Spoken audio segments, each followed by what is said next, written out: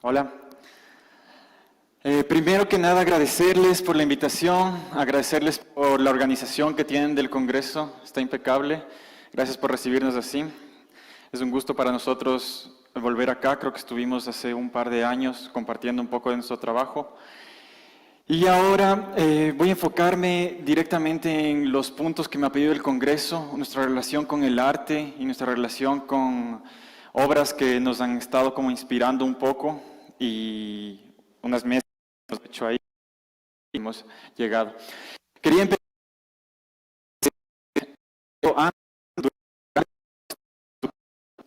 en el para dar y recordarnos un poco de dónde hemos venido, nos ayuda a pensar cómo actuamos ahora en donde estamos. Y entre estas tuvimos 10 presidentes en solo 11 años. Es algo que mucha gente ya se ha olvidado y en esta fecha también sucedió una de las crisis más profundas del Ecuador y muchísima gente tuvo que emigrar a otros países. Y es difícil encontrar gente ecuatoriana que no tenga relación con personas que estuvieron en otros países trabajando como migrantes. Entonces, yo creo que es algo que no nos debemos olvidar para ver cómo hemos actuado, especialmente en Ibarra y los eventos que sucedieron hace unos pocos meses. Pero me refería a este tema porque creo que hay una manera de pensar sobre el país y sobre el contexto en el que estás, que no tiene la urgencia, o que no tiene en este momento la urgencia que hubo en la migración, y que sin embargo creo que nos mueve a unas excusas en el momento de actuar nosotros como arquitectos y en el momento de pensarnos como profesionales en el lugar donde estamos. Y aquí quiero contarles la primera cosa. En 1987 hubo un grupo de música que hizo una de las primeras cosas en referencia al arte y a la cultura que nos empezó a tocar muy fuerte a mí y a mi grupo. Cuando la gente se empezaba un poco a quejar del lugar en donde está, cuando la gente un poco se empezaba a quejar de que en el país no había cómo hacer arquitectura, de que había como demasiados problemas, estos manes estaban diciendo esto, mira, dicen, si sueñas con Nueva York y con Europa, te quejas de nuestra gente y de su ropa, si eres artista y los indios no te entienden, si tu vanguardia aquí no se vende, ¿por qué no se van? Dice. Medio provocativo, un poco fuerte, es de Los Prisioneros. Y un poco lo que interpretábamos nosotros y lo que nos estaba llegando era que estamos acá, y acá es donde nos toca pensar un poco lo que decía Fabián, cómo hacer el lugar en donde estamos más inspirador, cómo hacer el mundo de una manera más interesante de vivirla para nosotros como arquitectos y para la gente que está usando las cosas que nosotros diseñamos. Y frente a esa motivación, en 2009, no voy a ahondar en todo el proyecto, pero quiero contarles un poco de características de una primera escuela que hicimos en una playa en Manabí, que teníamos muy poco presupuesto, y cuando habíamos llegado a la forma que pensábamos que era la idónea para albergar el espacio que teníamos y las condiciones que estábamos llegando allá, teníamos que pensar cómo resolver estos nudos y la manera que te habían enseñado un poco en la universidad o que habías tú alcanzado a investigar y aprender era esta. Pero el presupuesto que teníamos para hacer toda la escuela era el mismo presupuesto que hubiéramos tenido que usar en hacer uno de estos nudos. Entonces, un poco la investigación en técnicas vernáculas y las cosas que la gente misma ya estaba haciendo allá nos llevó a redescubrir para nosotros o una manera de investigar o de volver a encontrarse unas tradiciones que estaban ya, digamos, pasadas por alto, que son unos amarres de cuero. Y como no encontrábamos literatura sobre el tema y como no encontrábamos mucha gente que nos enseñe, lo que hicimos fue ir al mercado y que nos regalen un cuero de vaca, una cosa que apestaba mucho, que huele horrible. Estos de aquí eran colaboradores con los que ese momento trabajábamos. Ahora él es parte de un estudio que se llama ERDC y él es parte de una práctica profesional que se llama WOC y que tiene un trabajo muy interesante también, se llama Javier Mera. Y con ellos empezamos a trabajar sobre cómo utilizar este cuero, ir al mercado, que te regalen uno, ponerlo en el auto, dejar que apeste eso toda la semana. Y entonces, lo interesante del cuero es que justo cuando está a punto de podrirse es cuando es maleable y luego cuando se seca se refuerza. Entonces, muchas aventuras divertidas haciendo arquitectura. Y fuimos allá a construir con la comunidad. En una semana levantamos la escuela y teníamos que hacer un mobiliario también. Nos imaginábamos y ya sabíamos que trabajar con voluntarios que no tenían toda la experiencia de un maestro experto en construcciones o de un carpintero iba a ser más difícil. Entonces diseñamos cosas muy sencillas para que los voluntarios las puedan construir. Entonces, si ustedes se fijan en este mueble, es 2 piezas que hay que cortar y esta pieza se utiliza acá y se repite la misma pieza acá y se repite así. Cuando queda esta abertura es cuando pones esta otra pieza acá y entonces solo tienes que clavar, digamos, de manera sencilla. Cuando la habíamos imaginado y cuando la habíamos diseñado, esta es una línea recta, pero cuando los voluntarios empezaron a construirla, quedó un poco así. Lo más bacán de esto es que luego cuando empezamos a mostrar un poco el trabajo en las plataformas digitales, hubo un comentario que nos llamó un montón la atención, decía, a mí me parece detestable que estos arquitectos que hacen diseños complicados solamente para que se vean bonitos, le obligan a la gente a trabajar y hacer cada una de estas piezas diferente, solo para que su diseño quede paramétrico, decía. Donde había un mal entendimiento del parametrismo, un mal entendimiento de la mayoría de cosas que estábamos intentando, pero había una cosa que nos parecía interesante, el espacio que habíamos dejado en el diseño para el error, de pronto iba a ser visto como una cualidad estética.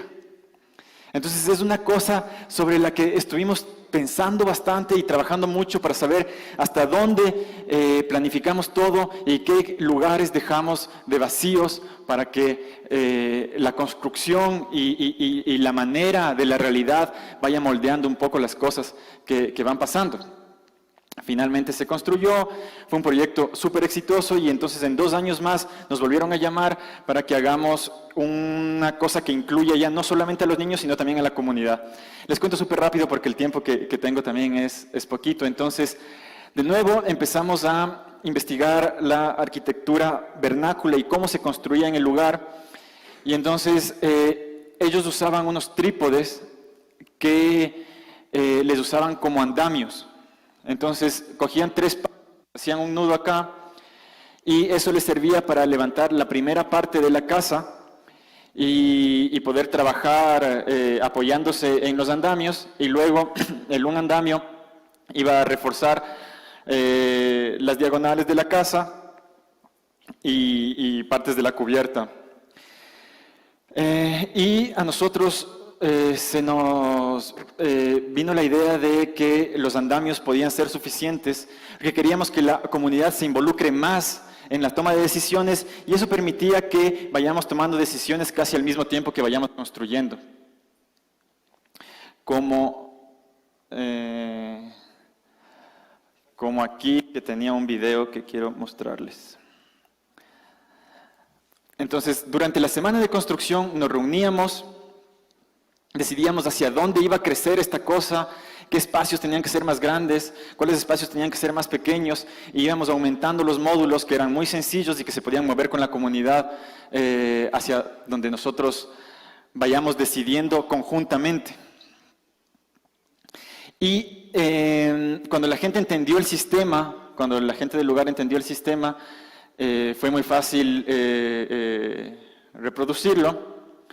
Y además la arquitectura se volvía su propia máquina de construcción de ella misma, porque esto que ibas construyendo aquí era ya la escalera para que vayas poniendo las siguientes y finalmente coloques el cumbrero y finalmente tengas toda la cubierta de paja. Entonces era una lógica bastante intuitiva y se resolvió de esta manera, que por arriba no se entiende mucho qué mismo es, pero por abajo quedó así.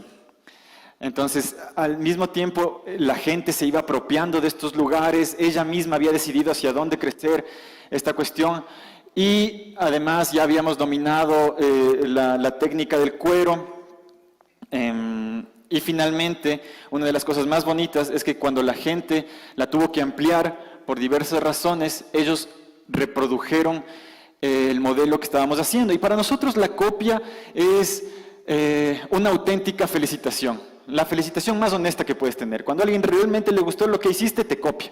Entonces nosotros estuvimos muy agradecidos con la gente y nos sentimos valorados en ese momento.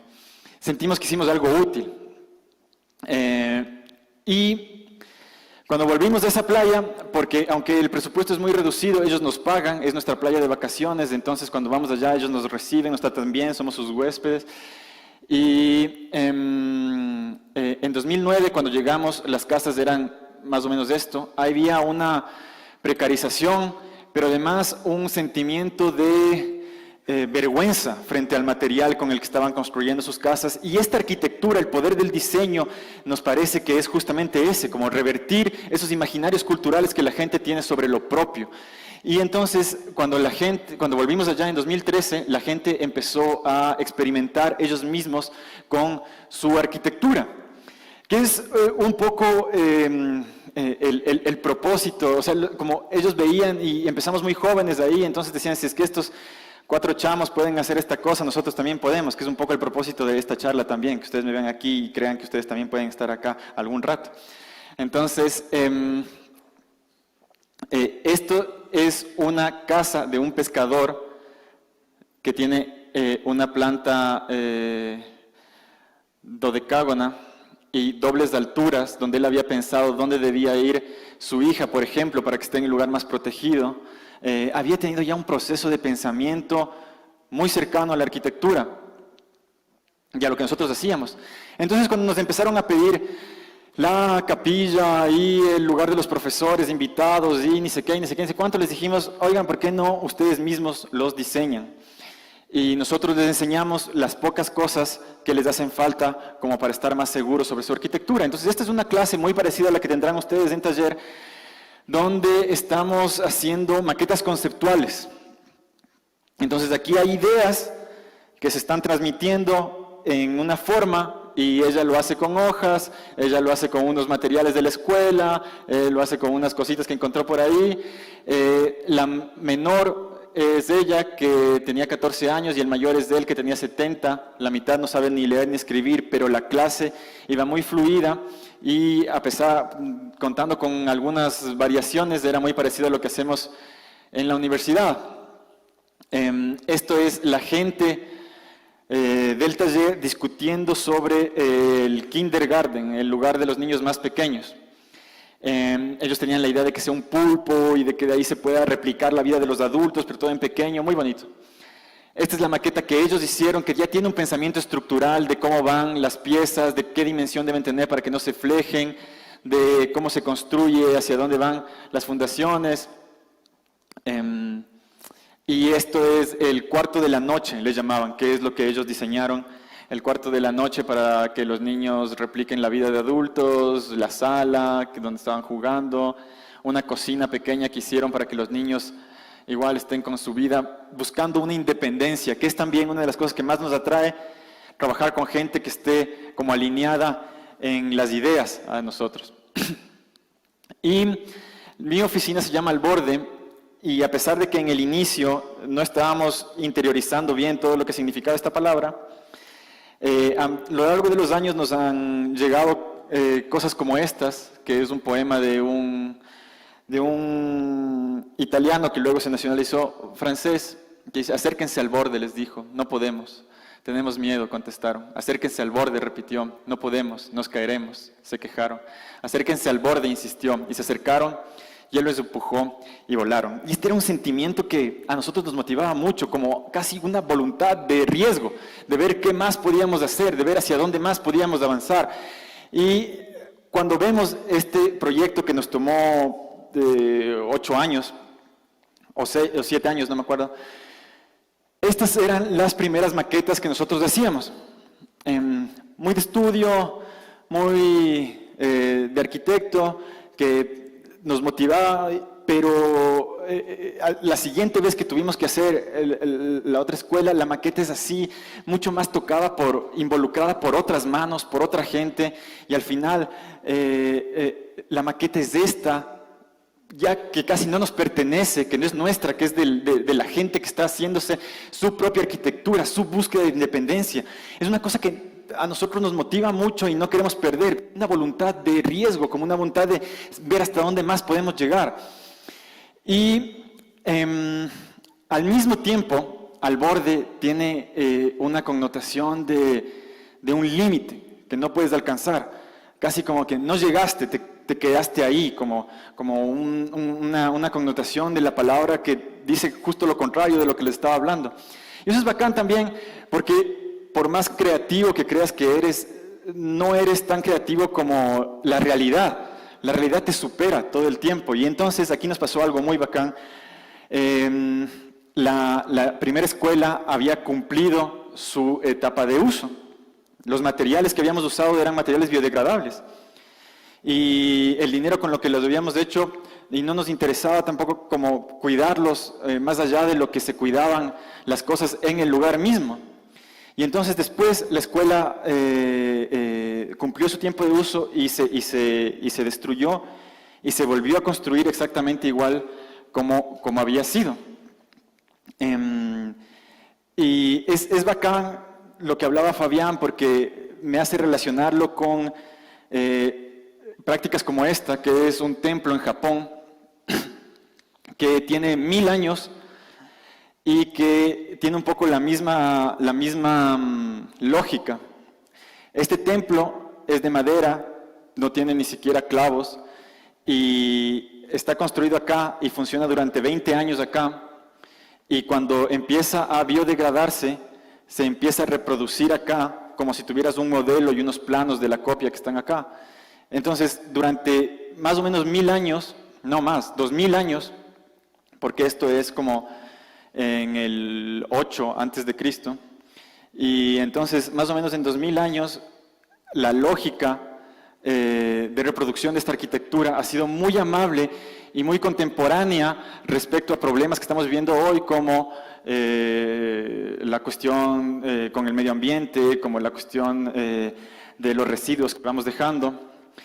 Y también me hace referencia a unas prácticas de una investigadora ecuatoriana, se llama Ana María Durán. Ella está investigando las maneras de colonización del Amazonas, cómo empezó en Brasil con el movimiento moderno y cómo se copiaron las políticas de Brasil acá en la Amazonía ecuatoriana.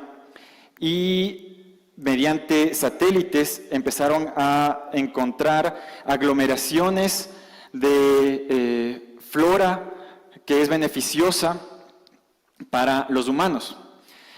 Unas aglomeraciones que parecían diseñadas, que parecía como si es que alguien las hubiera pensado, no en la lógica de la agricultura, sino más en una lógica de que sembraban junto con el bosque. Y eso sumado a unas referencias bibliográficas que encontraron sobre los primeros conquistadores, donde hablaban de que durante muchos tramos del río Amazonas ellos estaban siendo atacados por tribus con flechas y con piedras, y les hacía pensar que hubieron civilizaciones mucho más grandes de lo que se cree en la Amazonía, pero que no hay ninguna referencia de arquitectura monumental de estas civilizaciones, porque todo lo que hicieron se biodegradó. Casi como si entendieran que lo mejor que podemos dejar para el futuro es nada. Eso es lo mejor que se puede dejar. Entonces, también nos gusta esa lógica, porque va un poco en contra de la cuestión monumental, capitalista, que ahora estamos viviendo en la arquitectura o que se vivía en la arquitectura de hace mucho tiempo. En la universidad nos enseñan a hacer como 4 museos en la carrera, algunos si tienen suerte hacen un aeropuerto en la carrera, otros hacen como las casas de 20 artistas locos, y luego cuando sales a la realidad nunca te toca hacer un museo ni te toca hacer nada de eso, y es como que, qué raro, ¿por qué me pasaron enseñando esto todo el tiempo? En 2011 nos tocó un tipo que hacía danza, que vino y nos dijo, oigan, tengo $5,000, una plataforma de hormigón, y lo que quiero hacer es un galpón para poder hacer unos experimentos de danza. Y nosotros le hubiéramos podido hacer un galpón súper bien hecho. No es que hacer un galpón no tenga arquitectura ahí adentro. Es que nos parecía raro que el tipo quiera hacer una cosa de danza y que la respuesta que él encuentre sea hacer un galpón. Y de nuevo, ahí viene la referencia, que este es uno de los grandes autores del pensamiento latinoamericano en arquitectura, que se llama Rafael Iglesias. Y este tipo hace una escalera colocando solamente la compresión que ejerce aquí a través de estas cuñas en este espacio, con estas maderas, y entonces a través de la presión que ejerce esta fuerza aquí, levanta la escalera. Y es muy bonito cómo describe su arquitectura. Él dice, la escalera es uno de mis últimos trabajos, por lo que comparte con ellos una forma de proceder que podría calificar de bárbara, a la manera en que entiende la barbarie Walter Benjamin, o Walter Benjamin, como nos gusta decirle a nosotros. Cito, ¿a dónde le lleva al bárbaro la pobreza de experiencia? Le lleva a comenzar desde el principio, a empezar de nuevo, a pasárselas con poco, a construir desde poquísimo y sin mirar ni a diestra ni a siniestra. Y este era un pensamiento que a nosotros también nos motivaba. Porque, ¿cómo puede ser que el espacio para danza, la referencia que tú tengas es un galpón? La referencia que tú tienes de un galpón es porque tienes muy poca plata, tienes una planta y que crees que puedes aprovechar y crees que la única opción es ese galpón. Entonces le sugerimos a este tipo, oye, ¿qué tal si nos comportamos como bárbaros a la manera de Rafael Iglesias? Y empezamos a pensar, ¿qué sería este espacio si es que nunca hubiera habido un espacio de este tipo? Y le dijimos, ¿qué necesitas? Y dijo, bueno, la verdad que el galpón no me serviría mucho porque tiene unas jerarquías espaciales donde hay unas esquinas y un lado más largo que el otro. Y lo que en realidad quisiéramos es un círculo que no tenga tanta jerarquía y nos permita que nuestros movimientos hagan ni sé qué cosa que el man quería. Y el espacio debería tener un límite, pero no debería tener un límite fijo, duro. Debería ser un límite que podríamos penetrar, traspasar así todo el tiempo. Y además debería poder crecer y reducirse. Y si es que ya me pongo loco y pensaría que soy millonario y que puedo hacer cualquier cosa, lo que quisiera es llevarme ese espacio a otras partes, porque mis presentaciones, mi investigación es en la Amazonía, tengo que hacer una cosa en la sierra y luego quisiera hacer otra cosa en la costa, entonces la verdad es que quisiera llevármelo todo el tiempo. Y entonces este para nosotros era un reto, porque de nuevo, la creatividad que nosotros le apuntamos es tener un problema de este tipo, donde las condiciones pone un cliente, alguien que está necesitando algo, y tú lo que haces es encontrar cómo resolverlo con los recursos que tienes. Tienes $5,000 y tienes este problema. Aquí ponte creativo. Y entonces, cuando tienes el problema matemático ya no es tan difícil. En realidad, si es que nosotros pudiéramos construir con elementos de compresión, los elementos de compresión son más pesados, y entonces sería más difícil llevarlo. Entonces deberíamos reducir la cantidad de elementos de compresión. Cuando tenemos elementos de tensión, se reducen las piezas, facilitas el montaje, bacán. Y además puedes enrollar todo, metes en la camioneta, te llevas a otro lado.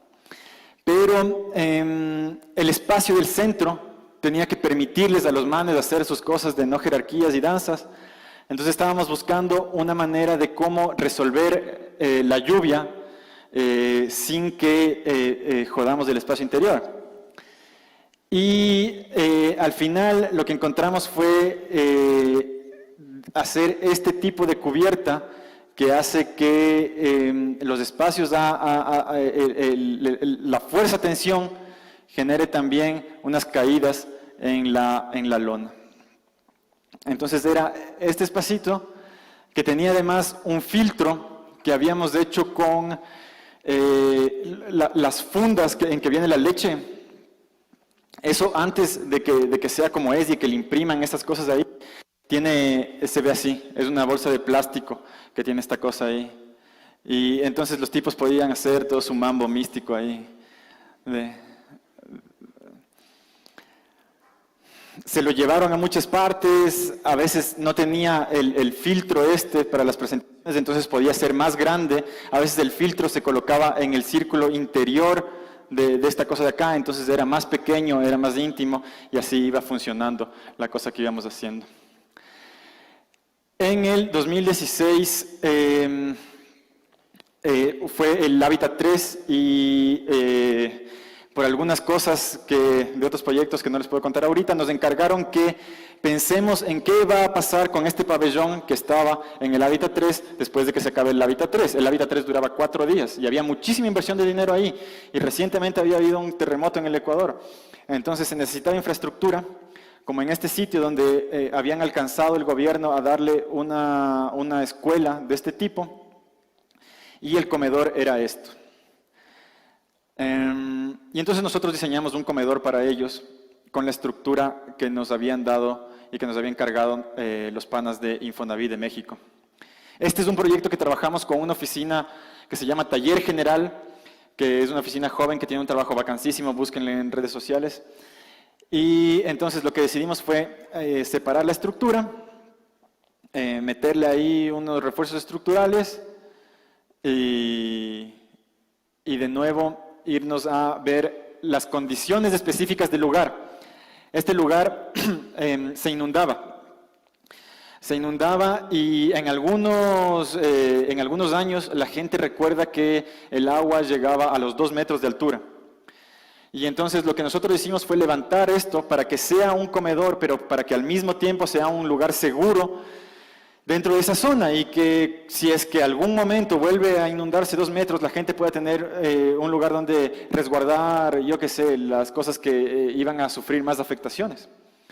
Pero como empezamos a tener una altura bastante, digamos, considerable, pensamos que el lugar de abajo tenía que también tener un uso, además de ser un espacio de abajo. Entonces pensamos ahí en un espacio de juego para los niños. Aquí se ve la madera local y una tecnología de llantas que desarrolló Taller General junto con un ingeniero que se llama Mathieu Lamour, que es un francés que está radicado acá, que es súper interesante porque el hecho de que el caucho esté alrededor de la cimentación reduce la cantidad de hierro que tienes que usar, entonces son más baratas, y además puedes mezclar el cemento con la tierra y entonces tienes que llevar menos cosas al lugar. Y entonces la parte de abajo, con una suerte de hamacas, era un lugar de juego y relajación para los niños, y la parte de arriba era el comedor como tal. Les contaba porque aquí colaboramos con un artista que se llama David Sur, en donde el mural tenía un propósito educativo. Hablaba de cómo había sido el terremoto y hablaba de cómo construir las cimentaciones de llanta. Justo como lo que ha hecho el arte todo el tiempo. En la Iglesia Católica el arte se usó durante mucho tiempo para evangelizar. Y entonces acá estábamos tratando de prevenir y de enseñar y de recordar cómo era que habíamos hecho estas cimentaciones en ese tiempo. En el 2013 nos invitaron a una bienal en Sao Paulo, y la relación con las bienales que hemos tenido ha ido como variando a través del tiempo. Las bienales usualmente exponen trabajo que les parece relevante, pero nosotros no teníamos mucha experiencia en exponer algo en un museo. De hecho, trabajábamos con muchas restricciones. Y entonces, en el momento en que nos invitaron, creo que fue de las primeras exposiciones que hicimos, les sugerimos encontrarnos un problema que sea similar a lo que nosotros hacíamos acá. Los manes dijeron, no han dicho nada, este es el Centro Cultural de Ciudad de Tiradentes, que es la periferia de Sao Paulo, que es un edificio muy bacán, pero que durante la planificación hubo un conflicto de hasta dónde llegaba el centro cultural, que tenía que llegar hasta acá, y una ocupación de gente que estaba viviendo en el terreno que era supuestamente para construir el centro. Estos conflictos son muy frecuentes en Brasil. El movimiento Sin Tierra en Brasil también tiene mucha potencia y tiene como mucha actividad en las ocupaciones, porque la vivienda es una cosa de la que se demanda mucho en Brasil. Y entonces cuando nosotros empezamos a ver esto, la Bienal sirvió para reconocer la presencia de esta gente y el valor de la vivienda frente a los espacios culturales que hay en la ciudad.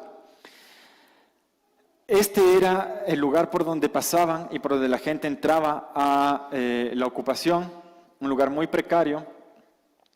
Y estos conflictos no es que los encontramos nosotros, sino que nos dijo la gente y toda la información, porque nosotros éramos turistas allá, estuvimos un par de meses y no íbamos a saber todo lo que sabe la gente que había vivido allá. Entonces ellos fueron los que nos guiaron y los que nos sugirieron y los que nos dijeron más o menos qué hacer. Es bacán que la gente te diga un poco qué hacer, porque también te quita responsabilidades. Yo no quiero que me culpen por decisiones que tomé luego en la arquitectura. Y esto dice, Willo Ruales es un escritor de Ibarra, muy atinado y sarcástico en las cosas que dice, me gusta mucho. Y él dice, me aterra la poesía. Es como si repentinamente tuviera que decidir la suerte del mundo y yo nunca he querido decidir nada. Peor la suerte del mundo. Para esas cosas desagradables está Dios y a mí, por Dios, que me dejen tranquilo. Nosotros también sentimos un poco esa cosa.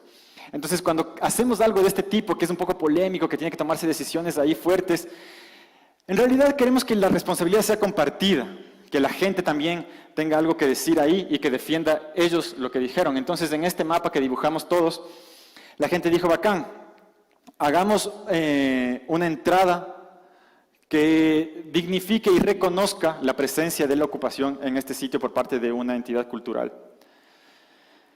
Entonces, el proyecto fue muy sencillo, fue eso, hacer un camino, aquí, acá. Y en la entrada, la entrada ya no era en el límite este de acá, sino que hicimos la entrada acá. Acá estás entrando al centro cultural y acá estás entrando a la ocupación. Y aquí los artistas del lugar hicieron una cosa que le llaman lambi lambi, que es como poner carteles pegados en la pared. Nosotros diseñamos un puente con los lugares que encontramos en el lugar, que era principalmente ferretería, de la que usan para hacer letreros. Eso era lo que, habían algunas ferreterías que usaban para vender letreros en el lugar, y eso fue lo que usamos. Una grada, un paso muy sencillo, y finalmente una parte divertida de vandalismo, donde rompimos la cuestión del centro cultural para que haya una entrada. Este es el puente, es muy sencillo, funciona aquí, ya saben, tensiones, compresiones, varas de cosas, la gente ahí, la entrada desde esta puerta que ya no iba a estar nunca más cerrada, que le sacamos a la puerta de aquí también, unas gradas sencillas, la parte de la baranda que se ocupaba ahí, esta parte fue la que más me divirtió. Antes había que subir así para ir allá y luego rompimos esta cosa para meternos de acá, como una validación. Entonces, son actos simbólicos que creo que tienen mucho poder en el sentido cultural. Entonces, empezaba a hacer eso. Ahí.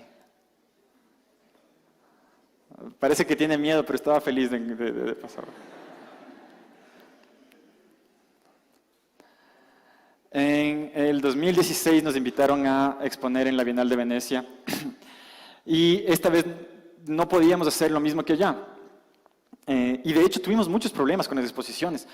Las dos primeras exposiciones que nos invitaron, tres que nos invitaron, a una en México, que no pudimos responder frente a la propuesta, nos dijeron vengan acá lo que les dé la gana, no sabíamos qué hacer. La segunda, y luego al final nos dijeron, ok, después les llamamos, nunca más nos llamaron.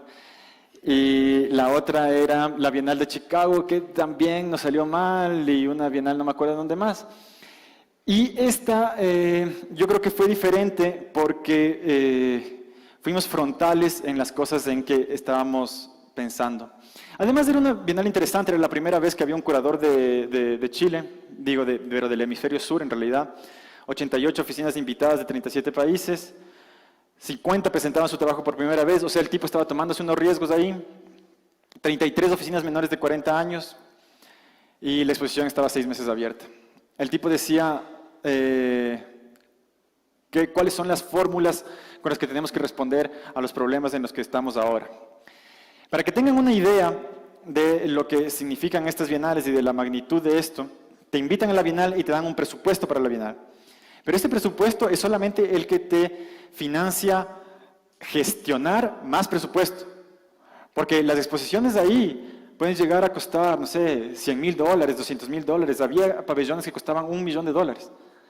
Entonces, por ejemplo, cosas muy interesantes como esta cosa que hacen en África para una escuela que tenía un sentido con el área, un sentido con las cosas, que luego tuvo un daño con un huracán, pero que se reconstruyó, se repiten allá. Y entonces acá no tiene contexto que tiene allá. A nosotros nos parece que pierde un poco el significado de lo que estaba buscando, y aquí se vuelve más una caricatura de lo que en realidad era un proyecto súper valioso. Nosotros no queríamos hacer eso. Y dejamos de tener un poco miedo. Esta es una cosa de la Eneida de Virgilio. Dice, oh mancebos, corazones fortísimos pero en vano. Si estáis decididos a seguirme en mi desesperada empresa, ya veis cuál es la situación de nuestras cosas. Todos los dioses por cuyo favor subsistía este imperio han abandonado sus santuarios y sus altares. Vais a acudir en socorro de una ciudad incendiada. Muramos, pues, sucumbamos en medio de la pelea. La única salvación para los vencidos es no esperar ninguna. Y esta parte me encanta a mí. La única salvación para los vencidos es no esperar ninguna. De ahí nosotros tenemos como una actitud frente a la que respondes de estas cosas que a veces son intimidantes. Un poco sin miedo de perder y sin esperanza de ganar. Vas poniendo lo que vos crees que tienes que hacer, y si es que no te aceptan, no te aceptan. Y si es que te aceptan, bacán, y va a ser mejor. Entonces, quitarse un poco esa cosa. Y este es el mail que le respondimos, que es un poco largo, pero creo que vale la pena. Dice, ya que vamos a trabajar juntos y nos buscan por lo que hacemos, creo que es bueno que sepan lo que no hacemos. No somos artistas ni pretendemos serlo. No nos va esta onda del arquitecto que hace Site Specific School en la galería, ni del supuesto activista social que hace favela painting para que la pobreza sea pintoresca, ni tampoco podemos trabajar hermosas y coloridas instalaciones para que cuesten un dineral y se desechan al paso. Si bien somos profesores, no somos académicos, no sabemos escribir papers. Tantos años en escenarios de escasez nos han fundido la cabeza y nos han obligado a ser muy autocríticos con lo que nos involucramos. El mail que le respondimos cuando nos invitaron a Venecia: somos más bien calle, somos más bien artesanos que teóricos. Preferimos estar en el frente que pasar nuestro tiempo intelectualizando cosas que no le vemos aplicación directa a los problemas cotidianos que tenemos que enfrentar. Después de 8 años trabajando, seguimos siendo económicamente insostenibles, tenemos debilidad por trabajar con movimientos sociales, buscamos la mayor cantidad de actores que se involucren y le apostamos a la arquitectura que sea una herramienta de lucha. Mientras la arquitectura nos permita ir contentos de lunes a trabajar, seremos arquitectos. Cuando no encontremos gracia en ese trabajo, cambiaremos de oficio.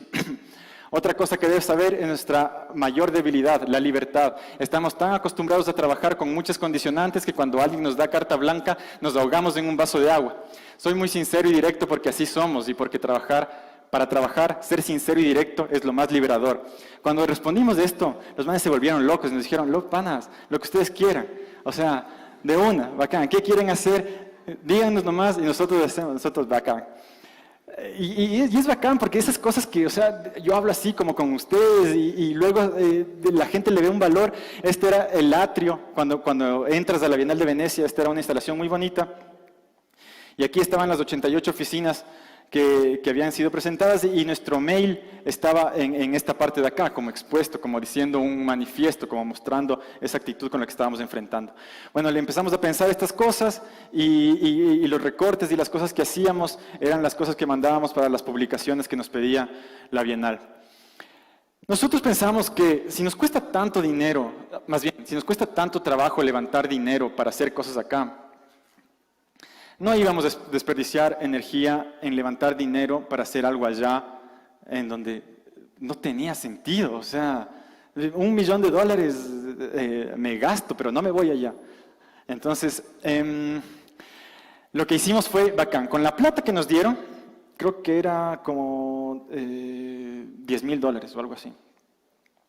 Con la plata que nos dieron, vamos a hacer una instalación sin que nosotros tengamos que llevar nada y que sea súper sencilla para que no cueste nada realizarla.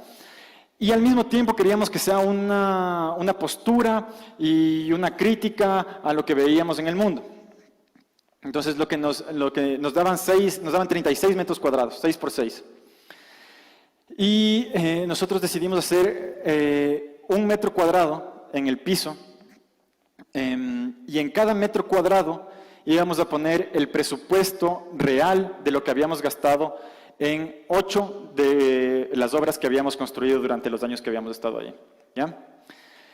Y en la última, en el 9º cuadrado, íbamos a poner el presupuesto de lo que costaba una obra promedio en Venecia. ¿Cuál era el objetivo? ¿Decir que hacemos cosas baratas? No tanto, sino más bien aquí estaban los resultados y aquí iban a estar las fotografías de las obras que habíamos hecho. La idea era que vos llegues allá y entonces veas este metro cuadrado construido con ese poquito de plata, y veas este metro cuadrado que construía con muchísima plata, y luego veas la calidad de las cosas que estábamos haciendo y digas, esto no se equipara. Estos manes están usando algo más que solamente dinero. Están usando otras cosas. Están trabajando con otros recursos. Y cuando te preguntes qué recursos eran con los que estaban trabajando, aquí iba a haber una proyección de los procesos con los que trabajábamos. Porque, por ejemplo, en la escuela que les presenté al principio, no teníamos presupuesto para mano de obra, pero había organización social. Y la organización social hacía que toda la comunidad trabaje en beneficio de la comunidad. Y entonces esa mano de obra no costaba plata, sino que costaba organización y empatía. Y entonces había unos recursos sociales que no se pueden medir en lógicas capitalistas. Y de esa manera nosotros podíamos construir las obras. Si es que yo hubiera querido hacer el puente en Sao Paulo de concreto y con unas vigas así bacanes, no hubiera podido, porque hubiera tenido que comprar cosas que no tenía en ese lugar. Solo el transporte me hubiera costado mucho. Pero tuve que usar las cosas que tenían ahí y el conocimiento de la gente que estaba ahí. Entonces, esta es la primera y la única exposición que hemos hecho de este tipo y en la que mejor nos fue, principalmente porque utilizamos muchos recursos, de estos mismos recursos que no son dinero, sino que empezamos a decirle al curador, oye, mira, estos somos y no tenemos experiencia en hacer estas exposiciones acolita, conversemos mucho, hablemos de cómo es la huevada. Entonces, aquí están las obras que estábamos haciendo. Esto es más o menos lo que costaban nuestras obras, que estábamos usando el recurso que ellos nos daban, que era dinero, cambiamos en centavos ese dinero y entonces pusimos ahí. Esto era cinta que se había impreso allá, que creo que fue lo que más costó. Y aquí estaba la montaña de dinero que costaba una obra promedio en Venecia. Entonces, el último cuadro, el 9º cuadro, tenía como los presupuestos de obras que no pusimos la más cara, que creo que era un puente de vidrio que había hecho Calatrava por ahí donde se resbalaba la gente. Pero tampoco pusimos, y pusimos también como unas intervenciones frescas por ahí, y en promedio era más o menos así la comparación. ¿Qué era esto? Ah, ya. Este es un proyecto de nuestra oficina, es un laboratorio que tenemos ahí, quiero contarles rápidamente, donde utilizábamos prácticas rurales en contextos urbanos como el trueque, le truequeamos el espacio por el diseño y la construcción, y entonces nos quedamos muchos años ahí, y utilizábamos los mismos materiales que sacábamos de la casa para resolver problemas de ahí, y eran muchos experimentos que estábamos haciendo ahí. Es casi como un laboratorio de lo que tenemos ahí. Y cuando nos encontramos para hacer la oficina, era la primera intervención que íbamos a hacer y la que menos presupuesto teníamos, entonces casi que solo demolimos, solamente botamos cosas, no intervenimos en nada. Y esta que es la sala, una de las salas donde trabajamos en nuestra oficina, empezó a quedarse con las cicatrices y con la historia que tenía ahí, y nos empezó a gustar esa cosa. Este es un tipo que se llama Giuseppe Pennone, que hace una cosa que a nosotros nos parece maravillosa. Han visto cómo cuando cortas un árbol tiene estos anillos que dicen más o menos cuántos años tiene y toda la cosa así. El man empieza a pulir el árbol para encontrar cómo era hace 50 años. Y entonces hay un trabajo de paciencia, hay un trabajo de amor en esta escultura que él está haciendo. Y hay un trabajo de tiempo, o sea, ves que esa cosa estuvo ahí y creció y que fue y cómo fue antes. Es increíble, es maravilloso. Y es muy pobre además. Mira, eso es como... Entonces nosotros... Obviamente, bueno, no sé si inspirados en eso, también un poco por las circunstancias, pero buscando esa historia que tenía ya, empezábamos a encontrar esa manera de hacer en la oficina.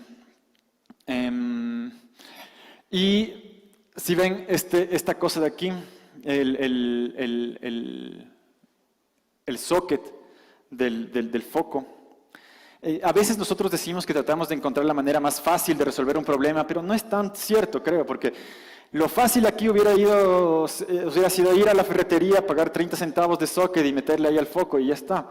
Pero nos metíamos en tratar de ser cavernícolas casi, o sea, esta cosa de resolver con tus manos y con lo que tienes ahí, el problema que estás ahí de una manera que tenga sentido y que tenga este amor con el que estás construyendo y diseñando las cosas.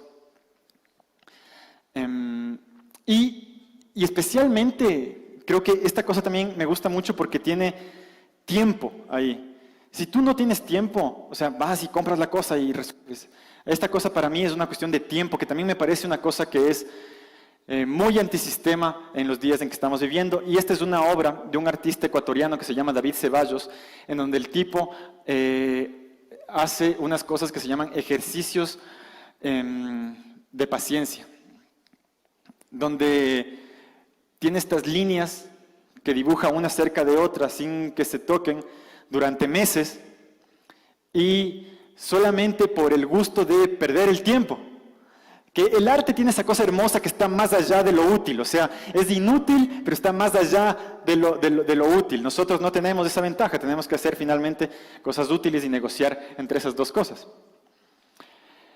Este es el diseño de la parte que estábamos haciendo arriba, y les muestro porque la gente que estuvo ayer en el proyecto de Camas en el Aire podrá ver mucha referencia con lo que estaba acá. Esto era donde íbamos practicando, íbamos ensayando, íbamos viendo un poco cómo hacíamos estas cosas, experimentos que luego iban a ser pulidos en proyectos siguientes. De nuevo, esta cosa de no pintar las paredes, de quedarnos en esta ruina, nos empezaba a gustar porque le veíamos el tiempo que estaba ahí, como lo hubiera visto en el árbol Pennone. Teníamos pequeños experimentos para sostener el lavabo, había como mucho detalle ahí en todas las cosas. Vamos construyendo este proyecto 5 años y sigue construyéndose todavía. Ya mismo terminamos, pero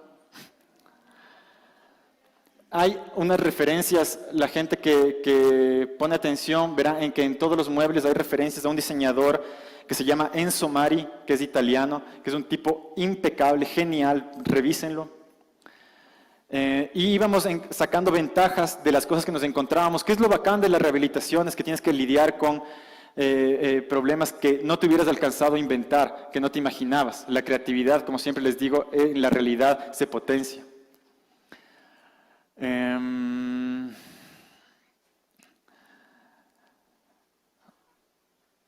Y la obra privada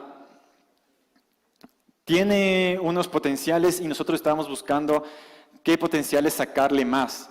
Entonces nos empezamos a inventar que podrían ser un espacio de aprendizaje, un espacio académico. Finalmente la arquitectura tiene mucha dificultad en practicarse desde los ámbitos académicos por la escala que tiene, por los recursos que maneja. Y entonces decíamos, si ya tenemos un espacio y una casa donde que se puede construir y la gente puede venir a ser parte, a involucrarse, viendo otras técnicas o viendo otras posibilidades, ¿por qué no lo hacemos? Entonces esta es la casa como era originalmente. La cubierta estaba, esta es la casa de las camas en el aire, ¿no? Esta es la que está acá en Ibarra. La cubierta estaba podrida y lo que nosotros hicimos fue reconstruirla, pero parábamos el proceso constructivo durante una semana para que estudiantes sean parte de las cosas que estábamos haciendo. Entonces este es el ingeniero que está explicando un poco cómo funciona la tierra, el maestro constructor que está explicando un poco de su trabajo, el taller en el techo de llantas, un taller para los espejos y la casa finalmente como le conoce. Estas son las fotos de los Jack Studio. Siempre les agradecemos por darse el tiempo de encontrar la mejor manera de mostrar las cosas. Pero aquí el techo de llantas ya es mucho más pulido, los espejos y los enlucidos, todo ya estábamos aprendiendo. Esta es una imagen que es de las que más me gusta, porque dialoga mucho con la arquitectura vernácula en la casa, a pesar de que tiene elementos muy contemporáneos. Me parece que no es agresiva hacia sus vecinos, me parece que tiene una relación que dialoga y me parece que no le quita la cuestión de adaptarle a los usos que tienen ahora. Verán, ayer estaba viniendo en el viaje y me preguntaban que cómo habíamos empezado y que cómo les había conocido a mis socios, y me acordé de este proyecto que quiero aprovechar para presentarles porque es una cosa que hicimos cuando estábamos en séptimo, octavo nivel. Hicimos con un profesor que es acá parte de la universidad. Era un bar que se llamaba La Bunga. Y pedí que me manden los planos súper rápido y luego la gente de la organización me estaba haciendo bullying porque estaba terminando las cosas antes de la presentación. Pero me acuerdo que éramos estudiantes y empezamos a hacer esta cosa porque había como una búsqueda de independencia, de hacer lo que uno creía, de ver hasta dónde se puede llegar. Y ya ni siquiera me acuerdo qué mismo queríamos hacer, creo que era una fachada aquí que se oxidaba y todo. La cosa es que presentamos el proyecto y nos fue muy bien en la presentación y los clientes nos hicieron presentar el proyecto a inversores y la gente como que metió plata, no era tanta plata, pero había metido plata, todos estábamos súper felices y nadie nos dijeron, bacán, entonces ahora construyan. Y nosotros nunca habíamos aprendido a construir en la universidad. Todo fue un desastre, o sea, nos fue súper mal, tuvimos un montón de problemas, no se construyó ni la mitad del proyecto, pero creo que hay unas fotos aquí estábamos intentando hacer una grada con todos los escombros que habían salido de las demoliciones. Y entonces era como una grada en la que le habíamos metido ahí refuerzos de chicotes y como si fueran unos muros de gavión. Y me acuerdo que habíamos roto las paredes, pero que nos habíamos quedado con unas piezas para ponerle por ahí. Pero vean el arquitecto aquí que estaba como viendo qué hacer con estos pedazos de silla. Ya no se le reconoce mucho porque tenía antes un pelo más largo. pero en esta época estábamos intentando hacer cosas todavía, ¿cachan? Y la idea de eso es que la gente que está acá y ustedes no somos tan diferentes. Entonces, a partir de estos cuestionamientos, de cómo empezábamos como a tener unos problemas de cómo encontrar gente que nos estimule a trabajar, cómo encontrar como motivaciones para meternos en el trabajo, hicimos este proyecto, que es con el que acabo, que se llama Martes de Mierda. De nuevo, este proyecto le desempolvé de muchas cosas, entonces tenía como... Nosotros antes, en una época, yo tomaba y la gente tomaba, era la euforia, ya no podemos tomar muchos, todos ya están viejos, tienen las cosas dañadas. Pero era mucho de discutir y de discutir referencias y de nutrirse unos a los otros, porque teníamos muchas dudas, teníamos mucha inseguridad sobre cómo actuar. A medida que hemos ido construyendo más, cada vez casi que tenemos más inseguridades y ya no confiamos tanto en nosotros mismos. La cosa es que, vean, este es de un arquitecto que se llama David Barragán, que estuvo aquí hace 2 años, y la cosa era que, esta foto yo no puse, Daniel Moreno, este es Ram Studio, esta también es otra arquitecta que es súper buena, Javier Mera. Teníamos como dudas existenciales de lo que estamos haciendo está bien, está mal, deberíamos dejar todas estas cosas y conseguir un trabajo de bien, comprarme un carro, comprarme una casa, tengo ya 33 años, no tengo nada. Entonces abrimos un espacio que sería bueno para hablar de nuestros problemas mentales con el pretexto de los problemas mentales de otros y también beber. Está desactualizado, como digo, ya no tomamos tanto. Entonces, hay una cosa que me parece genial del grupo en el que estoy, que es que se toman las estupideces que dicen en serio. O sea, pueden ser estupideces para cualquier otro rato, pero el rato que estamos hablando con nosotros, a ver, bacán, vamos a hacer esta huevada bien. A ver, ¿cómo le hacemos? Un invitado, un entrevistador, un crítico. El David se le inventó la figura de crítico que me parecía genial, porque había una manera, decía, ¿cómo registramos esta cosa? No se puede registrar en foto, la fotografía no va a hablar, deberíamos registrar como en filmación. ¿Quién va a ver una filmación de 4 horas de gente emborrachándose? No. Entonces decía, alguien que tenga una capacidad literaria para registrar todas las cosas que están pasando. Un fotógrafo invitado. El invitado era un tipo al que nosotros admiremos. No necesariamente tenía que venir de la arquitectura, era alguien que haya con su vida hecho alguna cosa que nosotros como que nos parezca inspiradora. Un antro de mala muerte, porque la cerveza era barata ahí, y traje formal, porque eso es importante, nos tomamos nuestras estupideces en serio, somos gente seria, entonces vamos a ir con traje formal ahí. Y empezamos, la cosa era genial, era como un evento performativo, toda la gente iba como vestida de estos antros, así a tomar cerveza y a filosofar sobre las inseguridades propias que tienes. Porque finalmente te da miedo muchas cosas. Entonces, ahí como que agarrábamos valor en la cosa. Esta es mi socia, Malu. Esta es una gran arquitecta que trabaja con RDC ahora también. Este es el David Andel Guayasamín, otro gran arquitecto de los fundadores del pensamiento ecuatoriano contemporáneo. Este es mi otro socio, Pascual. Y finalmente llegaba muchísima gente.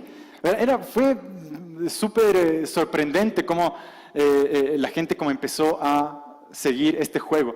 Y después de la conversación, la gente se quedaba todavía hablando, pero ya no hablaba cualquier estupidez, bueno, sí un poco, pero sobre todo cómo enfrentarse al mundo en el que está viviendo ahora.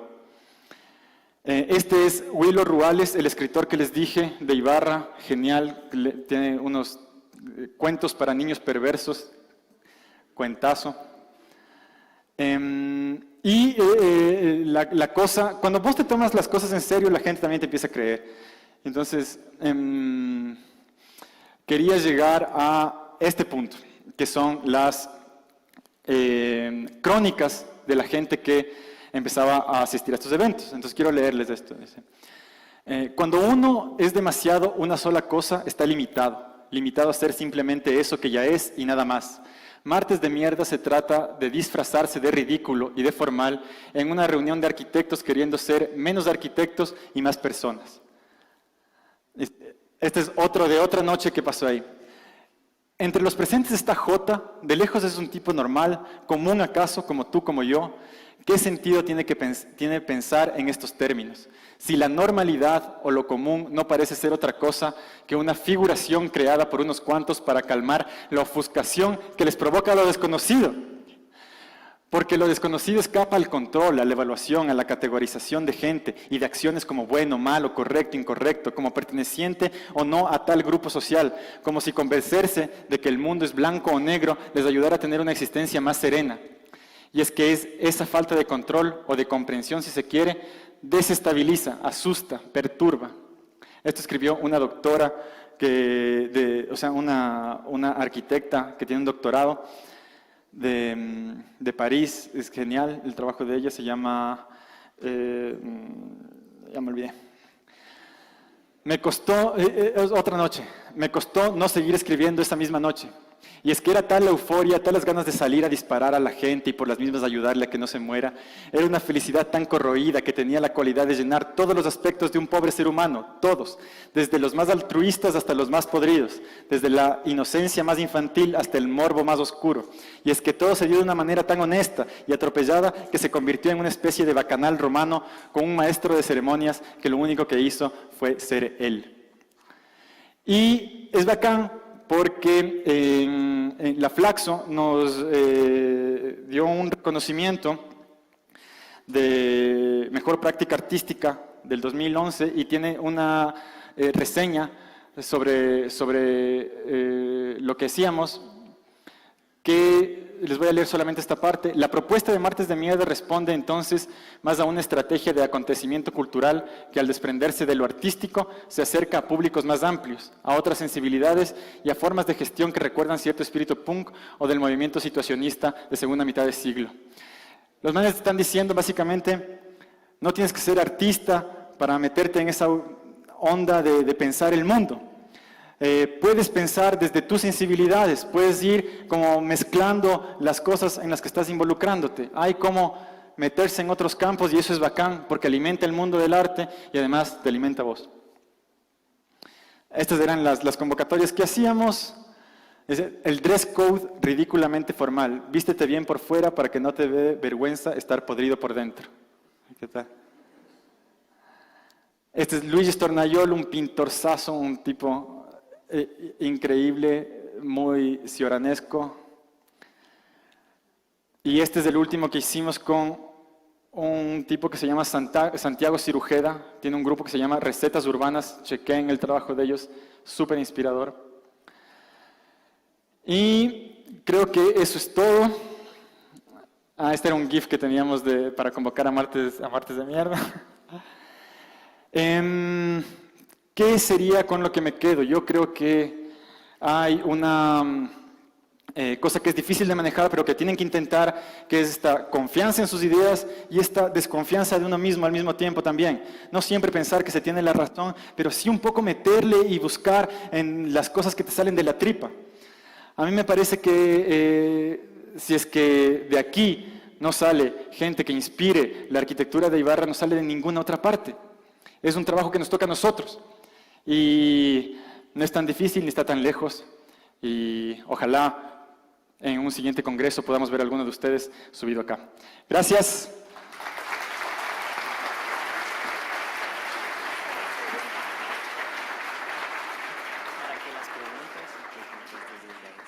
Bueno, en este momento damos paso a las preguntas que tenga el público.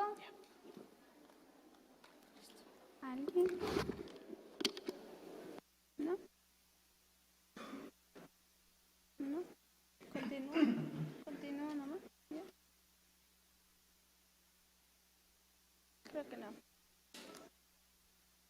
Bueno, agradecemos la participación de Esteban Benavides y en este momento les invita a pregunta. Bueno. Algo. Sí. Buenos días con todos, qué gusto oírte. Bueno, en lo personal estoy lejos de Quito casi 4 años y escuchar a alguien que habla bien quiteño está genial para educar nuevamente la oreja, ¿no? De ahí lo que reconozco de tu trabajo es que sales de ser arquitecto y vuelves a ser arquitecto. O sea, cada tanto es este ir y venir que creo que los estudiantes deberían entender que es importante. Yo también me alejé de la arquitectura unos cuantos años y ahora que volví entendí que en eso era la experiencia con la que yo puedo ahora compartir con mis alumnos para que hagan arquitectura. Entonces, como encasillarse en el título no es, al parecer no es la medida justa lo que hay que hacer. Y por eso te quería preguntar, ¿qué más quisieras tú experimentar que crees que te alimente como arquitecto? Este de acá. Gracias. Una de las ventajas del trabajo que yo hago es que no estoy solo. Y entonces el grupo con el que trabajo es muy diverso. Y siempre intentamos que se nutra de nuevas diversidades. Creo que si es que a mí solo me tocara buscar cosas que me ayuden o que me inspiren, me quedaría bastante limitado. Entonces, es la manera en que trabajamos y en que diseñamos nuestros proyectos, las cosas y las inspiraciones o las fundamentaciones de nuestros proyectos no salen específicamente de nosotros, sino de la gente que los va a usar. Yo creo que para responder esa pregunta, a mí me gustaría entrar en contacto con más gente y más diversidades y conocer otras realidades. Ahora estamos trabajando con un grupo que organiza la Marcha de las Putas, se llama. Es una marcha que reivindica la palabra porque ha sido como una palabra muy usada para juzgar cualquier comportamiento de la mujer que salga de lo moralmente aceptado. Y entonces, como esta palabra es una palabra dura, una palabra que ofende, esta gente la ha buscado resignificar. Y ahora tratan de apropiarse de ese término para que no sea, o para buscar una mayor diversidad, por ejemplo. Entonces, yo difícilmente me hubiera interesado en ese tema, pero cuando la gente se empieza a acercar y empieza a mostrarme esas motivaciones que tienen ellos, nos apasionan a nosotros también, entonces nos vemos involucrados en esos procesos. Hay una empatía, obviamente, con cosas en las que creemos, pero de esa manera nos inspiran cualquier persona diferente con la que hablamos. Estamos abiertos, creo que es una actitud importante, estar como abierto a lo que dice el otro y recibirlo genuinamente. Eso un poco sería más o menos para responder hacia dónde quisiéramos ir.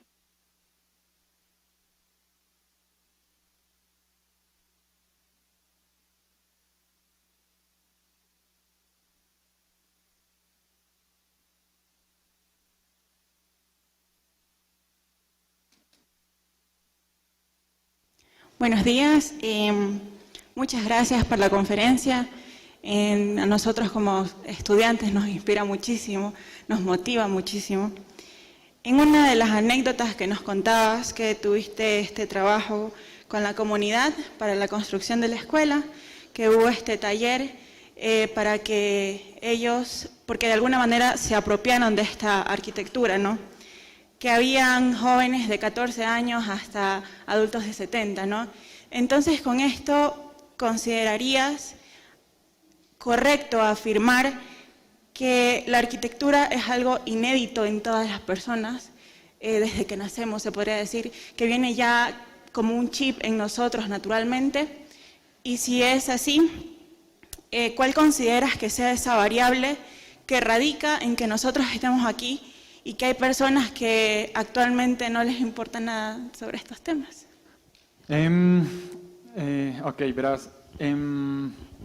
Las condiciones con las que trabajamos ahí eran muy específicas del lugar. Teníamos un análisis que había de 4 puntos por los que pensamos que podíamos hacer un taller de ese tipo allá.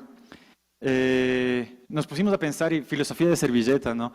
Pero que para hacer arquitectura se necesitaban 4 cosas, como la primera era tener un conocimiento de la realidad que te rodea.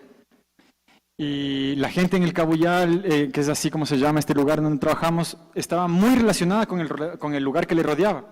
Sabía los ciclos de la flora que se podía usar para la construcción, sabía la relación con el clima, por la agricultura, la relación con los ciclos del mar, por la pesca. Entonces era una gente que estaba muy metida en cómo funcionaba el entorno alrededor de ellos. La segunda era que que se necesita para hacer arquitectura un ejercicio de análisis, ¿no es cierto? Y en eso, análisis y síntesis. Y entonces en eso ellos no eran tan hábiles, porque ese ejercicio de análisis y síntesis no estaban acostumbrados, creo que es algo que los alumnos de la universidad están más acostumbrados a hacer, analizar y sintetizar. Es un ejercicio que se hace de manera más cotidiana en las universidades. El tercero era convertir esos conceptos trasladar conceptos abstractos a arquitectura, que de nuevo es una cosa que la gente allá en el Cabuyal no hacía y los estudiantes hacen un poco más y como que tienen mayor relación con eso. Y el último era tener conocimiento de construcción y de técnicas constructivas, que era algo que el Sebastián y yo no teníamos cuando hicimos la Bunga, por ejemplo. Por eso no pudimos hacer arquitectura. Pero esas 4 cosas, dijimos, tal vez el taller se enfoca solamente en esas 2. Entonces, digamos, habría que ver con cualquier persona cuál de esas otras le falta. Pero, sobre todo, hay un crítico de arte que se llama Antonio García Villarán. Búsquenlo en YouTube. Es un tipo que dice, que es un youtuber básicamente, pero es doctor en arte. Y el tipo dice, no es que a la gente no le guste el arte, dice, es que los artistas están comunicando cosas de una manera tan ajena al público que provoca un desinterés total, dice. O sea, hay artistas que no provocan nada, dice. Y en realidad esos no son artistas. Había que preguntarse lo mismo con la arquitectura. ¿La arquitectura por sí sola provoca desinterés en la gente? ¿O es que nosotros los arquitectos no hemos logrado tocar la sensibilidad de la gente normal para que le deje de interesar la arquitectura? Yo creo que las preguntas como ¿dónde está la culpa? Siempre es fácil verlas en el otro, pero creo que hay que señalarse a uno mismo, digamos, siendo tal vez nosotros, y es una responsabilidad nuestra enfrentar esos temas y cómo estamos enfrentando nuestro ejercicio profesional para que seduzcamos a la gente, porque no tiene que seguir 5 años de arquitectura para poder entender una obra, o sea, es absurdo, ni tienes que estudiar 5 años de arte para poder sensibilizarte con una obra de arte que realmente toque fibras profundas. Un poco por ahí creo que es la cosa.